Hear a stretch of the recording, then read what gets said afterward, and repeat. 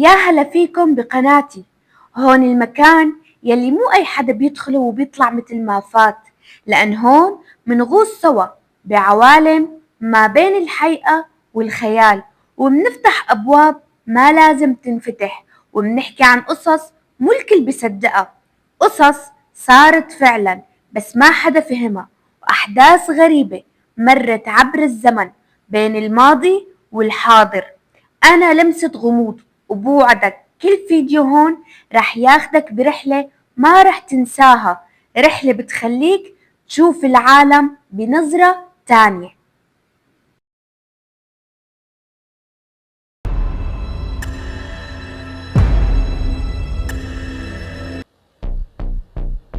بلحظات معينة الواقع نفسه ممكن ينفلت من ايدك بدون ما تحس، تتذكر حالك نمت بمكان وتصحى بمكان مثله بس مو هو. أشياء صغيرة وتفاصيل ما بتترك أثر، بس بتحس فيها بحواسك قبل ما تفهمها بعقلك. هاي مو قصة رعب، هاي قصة امرأة بتقول إنه العالم اللي عايشة فيه لليوم مو عالمها، وإنه حياتها انتقلت لنسخة تانية من نفس الكون، متطابقة تقريبا بس فيها اختلافات دقيقة بتكفي لتجنن أي إنسان. قصة ليرينيا هاي مو مجرد حكاية، هاي بوابة مفتوحة لسؤال بقلب الليل: هل نحن فعلا بعالمنا ولا نحن ضايعين وما منتذكر اللحظة اللي انزلقنا فيها؟ جهزوا حالكم لأنه رح ندخل مساحة بين الحقيقة وبين الخيال.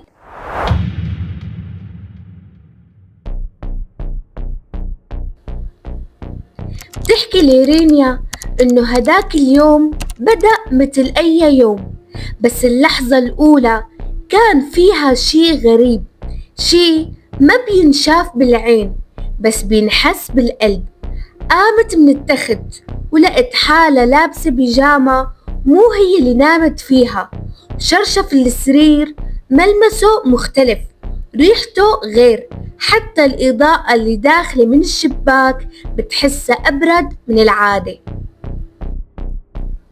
بتقول إنها وقفت لحظات قدام لحالها وهي عم بتحاول تلاقي تفسير بسيط، يمكن كنت تعبانة ويمكن غفلت وغيرت ملابسي وما انتبهت، بس جواها في شي كان عم بيقلها انتبهي، هاد مو مجرد نسيان.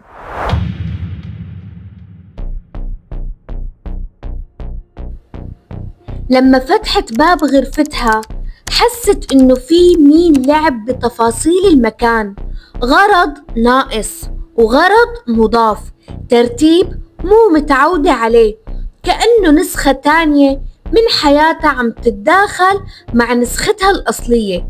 وبالصالون لقت مزهرية ما عمرها شافتها، بالمطبخ علب وأغراض جديدة، ولما فتحت البراد لقت أكلات ما بتشتريها ولا بتاكلها أساسا. هذا النوع من التغيير ما بيخليك ترتاح، لأنه مو كبير لدرجة الصدمة، بس كبير لدرجة إنك تحس إنه في شخص أو نسخة منك عايشة هون قبلك.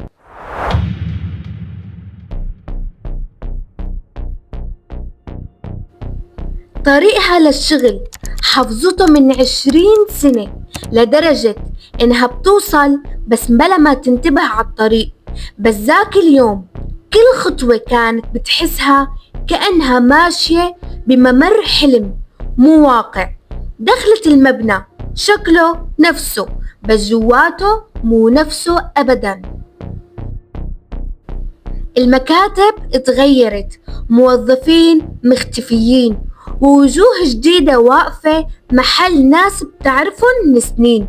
والمصيبة المدير اللي اشتغلت معه عمر اختفى، محله واقف شخص غريب عم يتعامل معها كأنه بيعرفها بس مو كلايرينا. المشهد اللي هزها وقت صارت الناس بتناديها مارينا، كأنه اسمها الحقيقي اختفى من الوجود وبقى بس الاسم اللي مو إلها.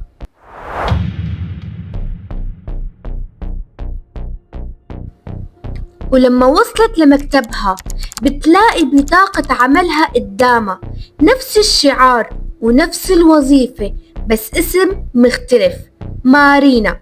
فتحت ملفاتها وكل الأوراق الرسمية، كل العقود كلها باسم مارينا، وحتى توقيعها متطابق مع توقيعها الأصلي بس مكتوب عليه اسم مو اسمها.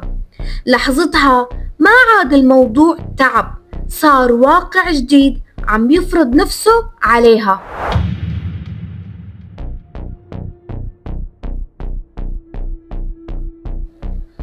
أول فكرة خطرت ببالها تهرب لعند الشخص الوحيد اللي ممكن يفهمها، حبيبها.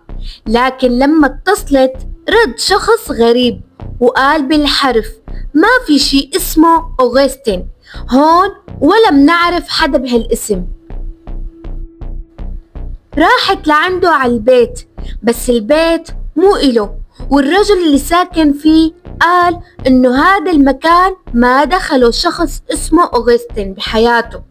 هاد مو فراق، هاد حذف كامل لشخص عاش معه 7 شهور وكأنه انمحى من الوجود نفسه.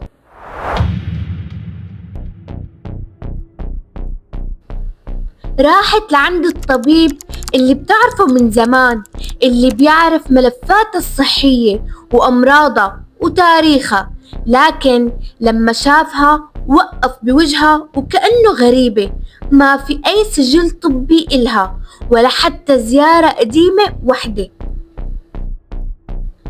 عملولها فحوصات نفسية والنتيجة صادمة، لا عندها اضطراب ولا هلوسة ولا أي شي بيفسر اللي عم بيصير معها، يعني كل اللي حاسسته عم يصير فعلا.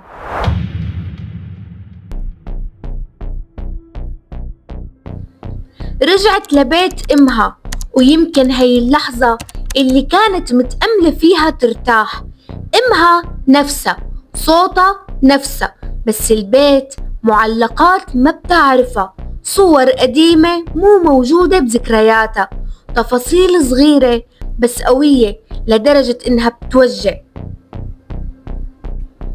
أما أختها، العملية اللي كانت عاملتها بكتفها أثرها اختفى، وأختها نفسها تنكر إنها دخلت على غرفة العمليات بحياتها. هون بلشت ليرينا تحس إنها مو عم تزور عيلتها، هي عم تزور نسخة تانية من عيلتها بعالم تاني.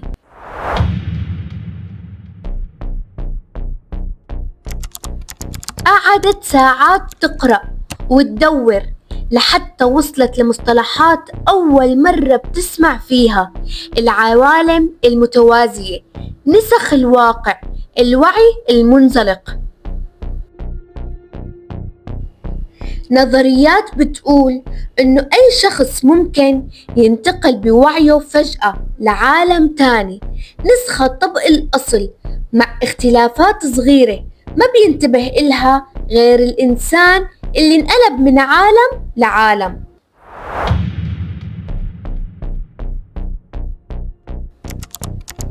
في علماء قالوا إنه هاد ممكن يكون انزلاق كمومي، تحول بعدي، أو إعادة تشكيل للوعي ضمن نسخة موازية. بس كل هالحكي بقى كلام، لأنه ما في ولا تجربة ولا جهاز بيقدر يثبت إنه ينفي انتقال إنسان من عالم لعالم. ليرينا كانت حالة واقفة لوحدها قدام علم ما عنده جواب.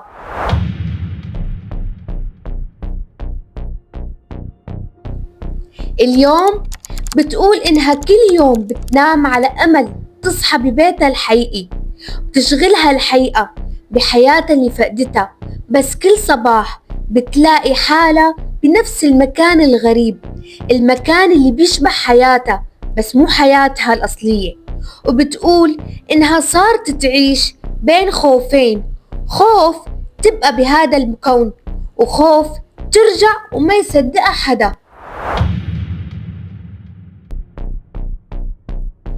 هل فعلا ممكن وعينا ينفصل عنا؟ هل في نسخة منك عايشة هلأ حياة مختلفة؟ هل نحن فعلا هون ولا وعينا انتقل لعالم تاني بدون ما ننتبه؟ وإذا كان في بوابة ولو لحظة صغيرة وانفتحت قدامك، رح تعبر ولا رح تضل واقف خايف تفقد عالمك للأبد؟ والسؤال إلك، إذا بكرة صحيت ولقيت أشياء صغيرة متغيرة، كيف رح تعرف إنه هذا عالمك الحقيقي؟ وبرأيك ليرينا تغيرت ولا الكون اللي تغير حواليها؟ وإذا كان في عالم موازي، بتتمنى تشوف نسختك التانية ولا بتخاف منها؟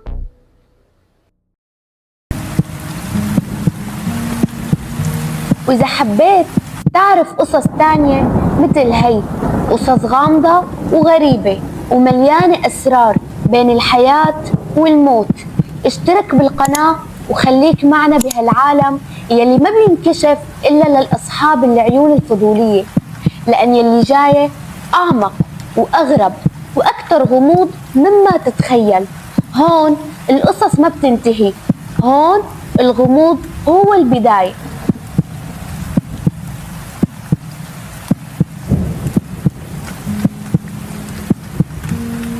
تابعوني وحبوني، ومن لايكاتكم لا تحرموني.